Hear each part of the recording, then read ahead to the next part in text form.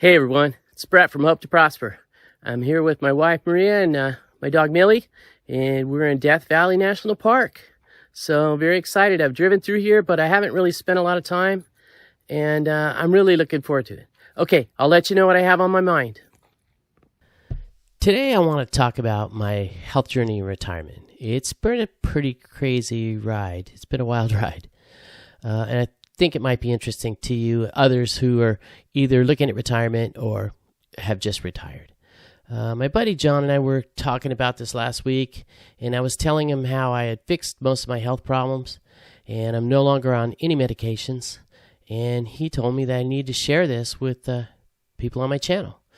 So here it goes. Here's my health journey in retirement. But first, I want to make a disclaimer. You know, I'm not a medical doctor or a health practitioner, so none of the information I'm about to share with you should be considered medical advice. If you want medical advice, go see your doctor and ask them.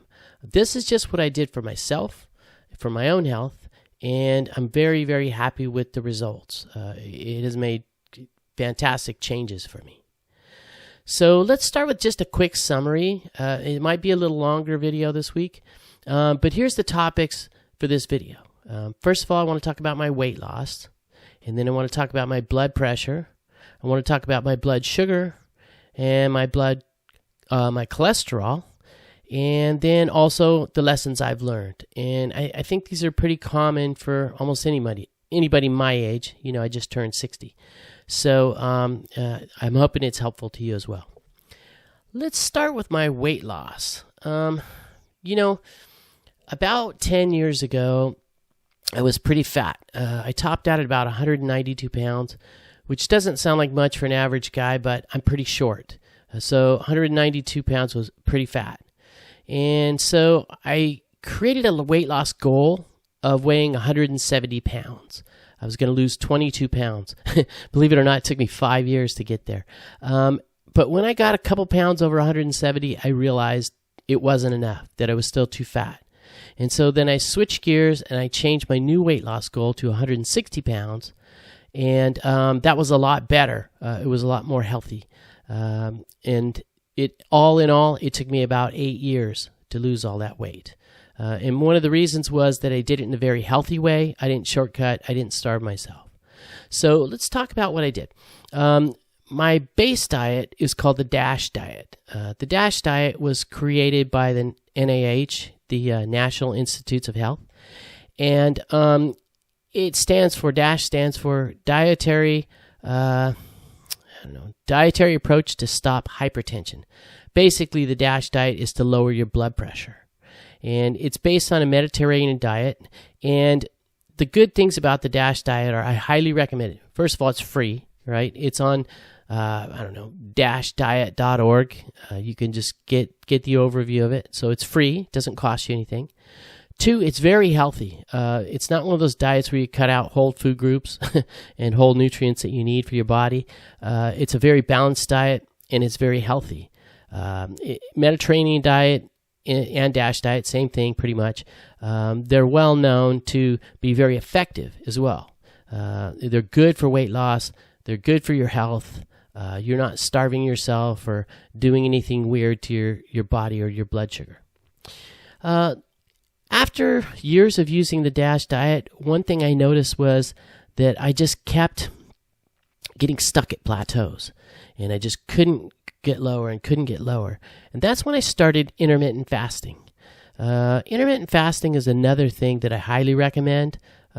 There are all different kinds of intermittent fasting. You know, there's I use one of the more draconian ones, but you don't have to be that aggressive with intermittent fasting. But the two good things about intermittent fasting is, number one, it's effective. It allows you to bust through those plateaus and keep your weight loss going south. So that helped me a lot in combination with the DASH diet. The second thing about intermittent fasting is it's healthy. What happens is while you're fasting, after a certain amount of time, your body goes into what's called autophagy, where it's basically cleaning out all the way down to the cellular level all the wastes. So by not feeding yourself constantly, you're not constantly digesting, and you're not constantly full of wastes. So I know that sounds gross, but basically intermittent fasting has very good health benefits. And so that's something I also recommend, intermittent fasting. So let's talk about my current status. What happened was it took me about 5 years to reach my goal of 170 pounds and another 3 years to get down to 160 pounds. And when I got there, I was really proud of myself. This was about a year and a half ago. And then I thought, hey, let's just keep this thing going. And then I got down all the way down to about 144 pounds, which is supposed to be my max BMI for my height is supposed to be 145 pounds, but I'm also muscular. So everybody started looking at me like, holy cow, what happened to you? You're way too skinny. My aunt, my wife, my sister-in-law, they all told me the same thing. You're way too skinny. Stop losing weight. So I gained 10 pounds back, actually about 14 pounds back. I'm up to 162. So I'm actually 2 pounds over my goal right now. I'm not going to stress over it, but I'm going to get back down into the 150s where I belong. And but I'm not going to be as low as the 140s. I think that it was a little too thin. So that's my status on weight loss. Next, let's talk about my blood pressure. My blood pressure was a disaster. It was way too high. Sometimes I would be as high as 170 over 110, and it was scary high. And one time I got kicked out of the dental chair. One time I got kicked out of the doctor's chair when I was trying to get a hair transplant, basically just because my blood pressure was too high. They just couldn't touch me. They kicked me out of the office. So I had put off getting medications for years, and I finally was at the point, this is about 5-6 years ago when I worked. My blood pressure was sky high. And so I finally had to go on medications, even though I didn't want to. So I started out with amlodipine. That was cool, but it kind of made me lightheaded. Then, for some reason, the doctor switched me over to lisinopril, which I hated. It felt like my kidneys were dying. So finally, they put me on losartan, which I tolerated really well. It worked really well. It was great. So I took losartan for about 5 years. But what happened was, after I lost a bunch of weight, after I cut back on drinking, and after I retired from my stressful job, all of a sudden my blood pressure was dropping dangerously low. All of a sudden, I would go on a hike or something, and I would get lightheaded, and my blood pressure would be 90 over 60. And some doctors, like Dr. Sunil Dand, has said that, low blood pressure can be just as dangerous, if not more, than high blood pressure. You're not getting enough blood to your brain if you have low blood pressure. So I didn't want to have these dangerously low blood pressure. So what happened was, every time I got off my meds, my blood pressure would go back up through the roof, from normal to way high, or low normal to way high. So what I did was, and I'm not recommending this to everybody, but this is what I did. So I started cutting my blood pressure medicines in half. I have a pill cutter. And then after about a couple months of taking half, then I started taking the halves every other day. So then I was down to a quarter. And then finally, I weaned myself off of them. I haven't taken blood pressure medicines in about a year and a half, and my blood pressure is normal. So I'm very happy about it. I am way lighter. I drink way less.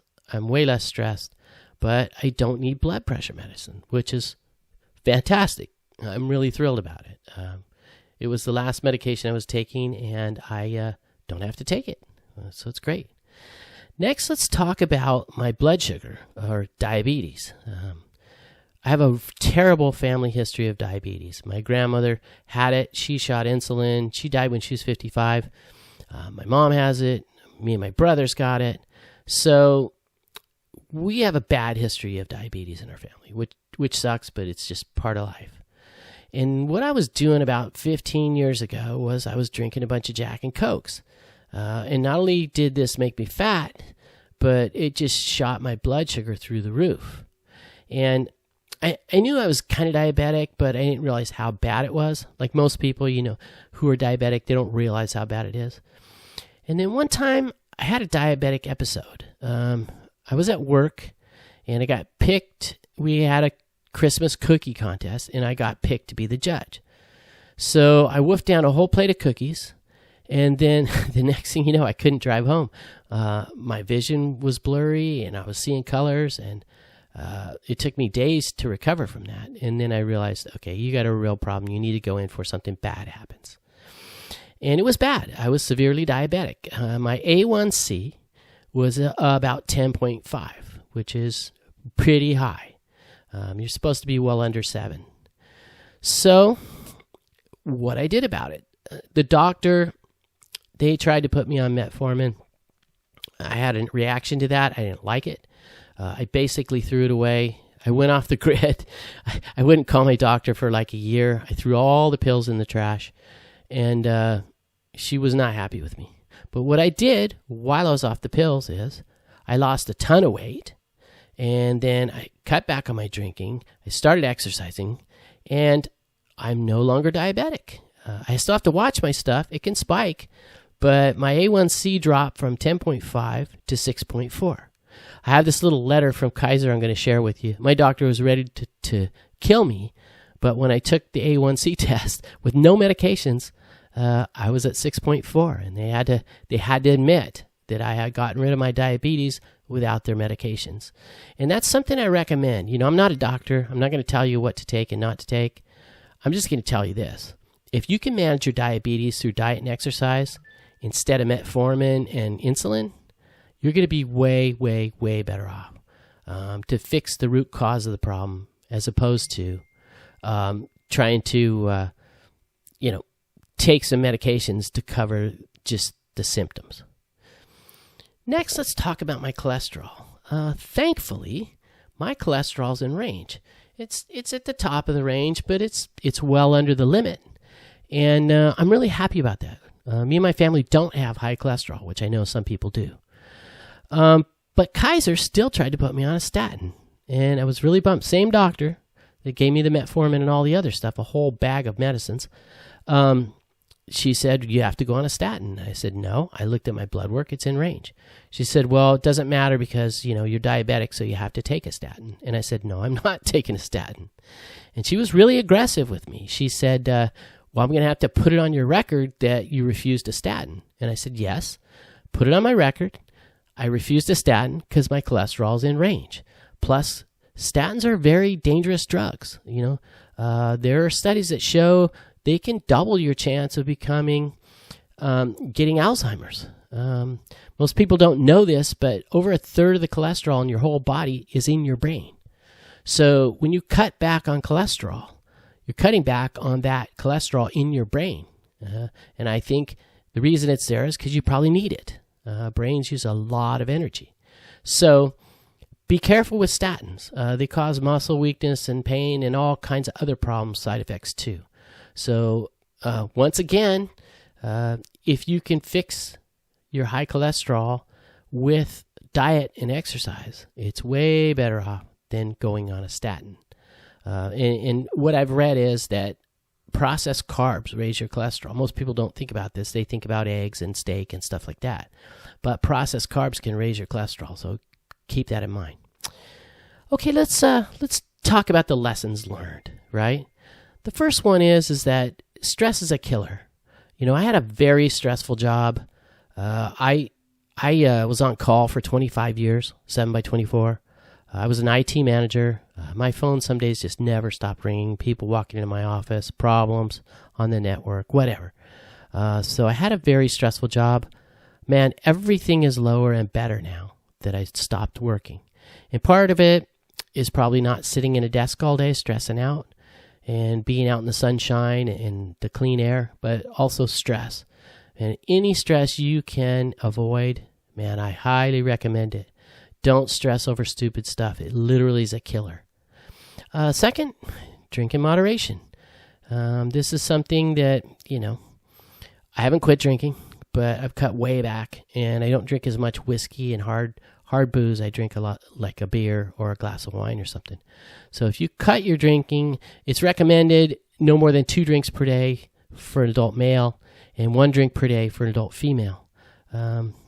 I'll recommend that. Drinking a lot like I used to was very bad for me. Next, exercise and diet are crucial. If you're losing weight, I think it's about 2/3 diet and 1/3 exercise, but man, you have to exercise to rev up your body. And not only that, to lower all your bad markers like blood pressure, blood sugar, diet and exercise, they go in hand. And next, retirement has just dramatically improved my health. I already talked about it, so I won't cover it again, but getting out of the desk, getting away from the stress, my life is so much better, and my health is so much better. And then next, I want to talk about one last little thing.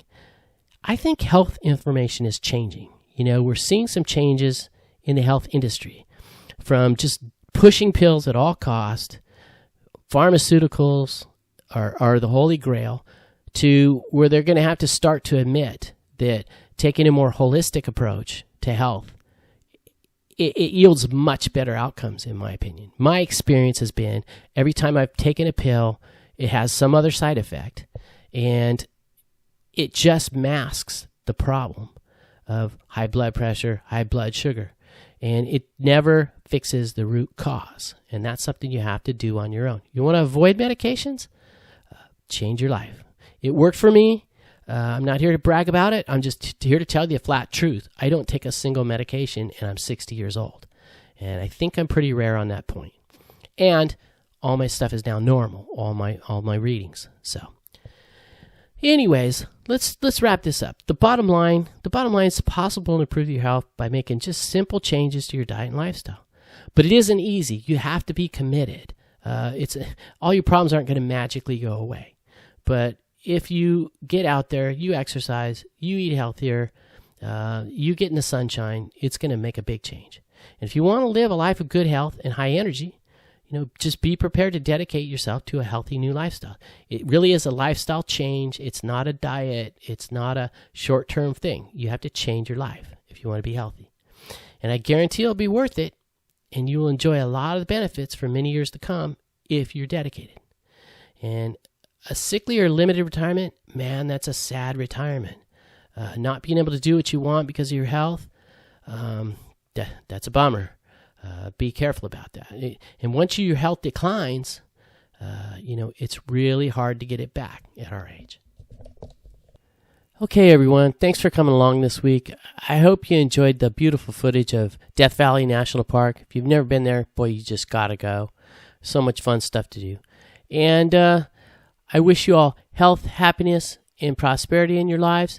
And we will see you next week on our next big adventure.